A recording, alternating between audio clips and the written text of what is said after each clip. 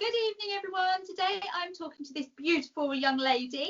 Would you like to introduce yourself and tell everyone when you are competing? Hello, yes, my name is Rose and I'm your Miss Midlands International, and I'm going to be competing at the Miss International UK Finals in July. Not long to go. Not long to go now. I think it's like less than 100 days already. So Oh, you've got a proper countdown. You know the days. It might even be 80 if I'm honest. Is this your first pageant? Yes, it is my first pageant. It's something I've always been interested in doing, but I've never actually just signed up to it. And I thought, I'm 28 now, so I'm like at the top end of the Miss category. So I thought, you know what, if I don't do it now, I'll never do it. So I just went for it, and I'm so pleased that I did. When did you apply? Gosh, I think it was in like lockdown 2.0. What seems like about 6 years ago then. Yeah, I think it was lockdown 2.0, and sort of found out, I think it was sort of around November maybe last year that I got a place. So I haven't actually really had that much time to prep. I don't know, that's still quite a while. Someone I've just spoken to was like January. Oh, fair enough then. You've got a little bit of a head start. Yeah, no, that's true. It's because we've still got like the two years of groups that are going to be doing it. So it's a big group this year. Oh, I'm excited for you. Thank you, I am as well. Do you have a platform? I do. So, well, I'm still sort of figuring out what it is, but my platform, so I'm a seamstress and I love sewing, and I make clothes and I make dresses. And one thing that I've learned is that if you've got a skill, you can make money from it. Yes, you can use it to help people, and having skills just in general empowers people to be better and to be able to make money from it. So my platform is all about teaching people how to sew, how they can make money from sewing, and the skills. I'm also working with a charity called the Migrant Empowerment Group. Right. And what we're doing at the moment is we are teaching young girls in Warsaw how to sew, and sort of teaching how to make sort of clothes from their home countries. And we're going to be putting on a little bit of a fashion show as well, which is going to be so fun. So that sounds brilliant. When are you doing that?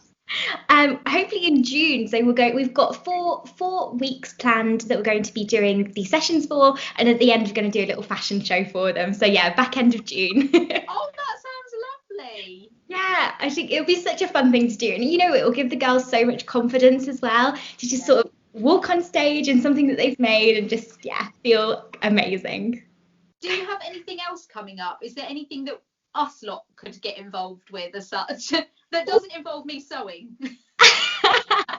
Well, no, that's one thing. A lot of my platform is about sewing, but it's about teaching people to sew. So even if you don't have a sewing machine, I want to try and like encourage people to potentially reduce the amount of clothes that they're throwing away, learn how to fix them. We all know that the fashion industry has such a big impact on the environment. And one thing, I think we throw away so many of our clothes. If we could just learn how to stitch them, fix them, upcycle them, there's so many benefits. So I'll get back to you on that one, Tash. But yeah, I'm sure, I've got a feeling there's going to be something coming up that we could get involved with now.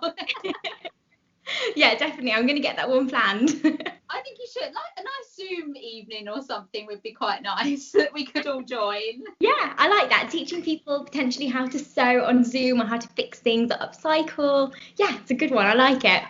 That's great. How have you been fundraising throughout lockdown? Because obviously you found out you was competing in November, so you've had a little bit of time, but not a huge amount of time, but it has been through lockdown. Yeah. Not great. No, it's true. But Tash, I don't actually fundraise. I really don't. Sometimes I feel like fundraising can be a little bit alienating, especially in the last few months when people have lost their jobs and they feel like they can't get involved.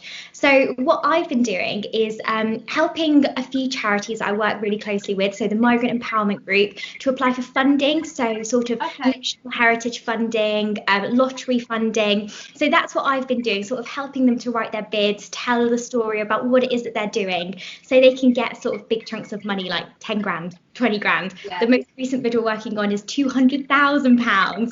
So if That would be amazing. But these funding organisations take a good 3 months to come back to you. So we probably won't hear by the time the pageant happens. But you know what? It doesn't matter because it's not about that, is it? So I've been helping doing funding bids. And then another thing that I've been doing is working with a charity called the Passion Mama Project.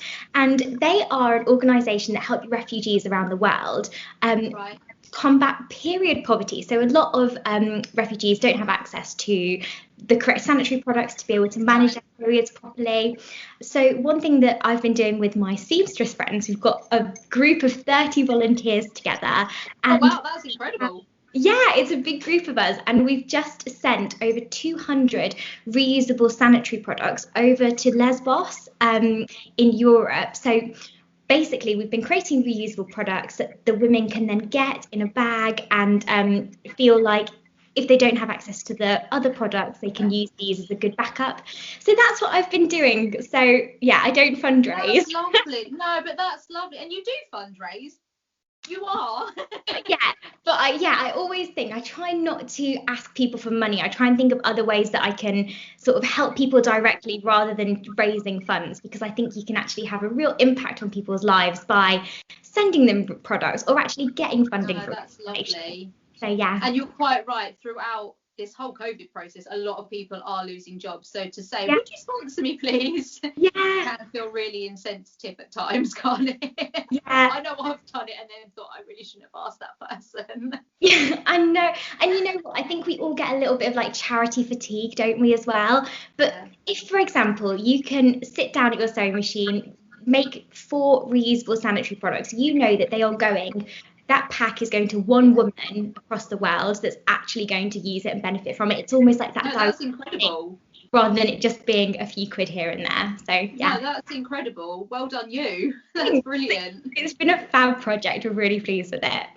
Good, you should be. Thanks. Do you have a favourite round yet? Oh, what do you mean, pageant round? Yes. Mine would have to be swimwear.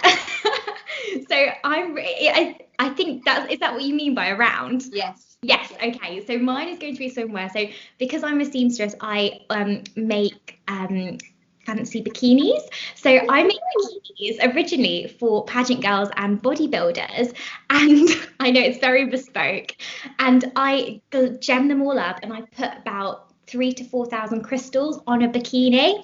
So hand stitched onto these bikinis. So I'm hoping that for swimwear, I'm going to make my own bikini, and it's going to be super glam, and it's not very pageant-esque, but I don't care because it's me. And it's going to be sparkly. Very RuPaul's Drag Race, but I'm here for it. Now, I've never watched this programme, but apparently I should watch this programme. Oh, it's brilliant. Yeah, it is. It's great. It's just basically as being as extra as possible and as flamboyant as possible and just rocking it. Are you making any other of your outfits, or is it just the bikini? Yeah, so one of the main reasons I actually got into pageants is because I felt like I needed an excuse to make some dresses I needed an excuse to be able to make some fancy ball gowns and not just keep them in my closet and never wear them. Yeah. I am currently working on my, I've already made an interview outfit, and I'm currently working on the sort of finale piece as well. So fingers crossed it will all be done in time. I think I'm going to have to give you a call when I need my outfits made. Do it, yeah. You know what? I would love that. Because I really struggle because I'm so small, so everything I have to alter anyway. Yeah, that's true. Well, yeah, give me a make them all. It's good so fun. Far, I know that you're new to this, but so far, what has pageantry taught you? I think it's taught me that, for one, you don't need a sash and a crown to do good things. No, definitely not. And I think that's the one thing it's taught me is the sash and the crown gives you that sort of in, and it gets people hooked on the story and interested in what you're doing. But actually, there are so many people out there just doing such amazing small things and should be celebrated. So I think that's what it's taught me is it's nice to have the sash and the crown, but you don't need it. No, definitely. I 100% agree with that. There's some girls out there doing some blooming brilliant things. Yeah. It doesn't mean that they've won, but they're doing incredible. Exactly. And that's what it's all about. And actually, the connections that you make I've always been interested in sort of helping young girls to get into sewing, but because I've never really had that excuse to do it or really looked into it, I just thought, no, this is the time to do it. And I'm going to have lifelong connections with these charities now. So I think my goodness, yes. Yeah, it's been a brilliant thing. If it's taught me one thing, it's made me make friends from around the flipping country that you never would have spoken to beforehand, and you so know you're going to stay in contact with them. So it's brilliant. Yeah, it is. It's a good way to make connections. It is. Do you have a pageant role model? Oh, I don't have a pageant role model. No, I mean everybody thinks that Catriona Gray is like goals. She is the most beautiful woman, but I would say that my genuine just sort of life role model is a lady called Michelle Mone. Have you heard of her? I haven't, no.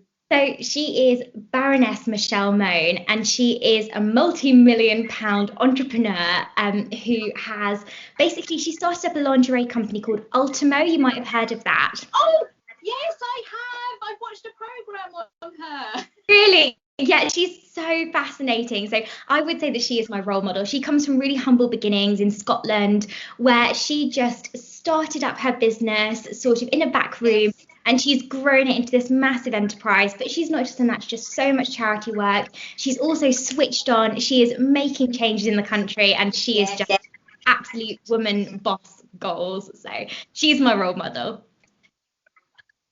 That I know exactly who you're talking about now. Yeah. You can see why. She's lovely. Yes, I totally agree. Yeah. Well, I wish you all the best of luck for July. It's been an absolute pleasure talking to you. Yeah, you too, and good luck in your photo shoot at the weekend. Oh, thank you very much. I'll message you and let you know how it goes. Yeah. Thank you. Speak soon. See you soon.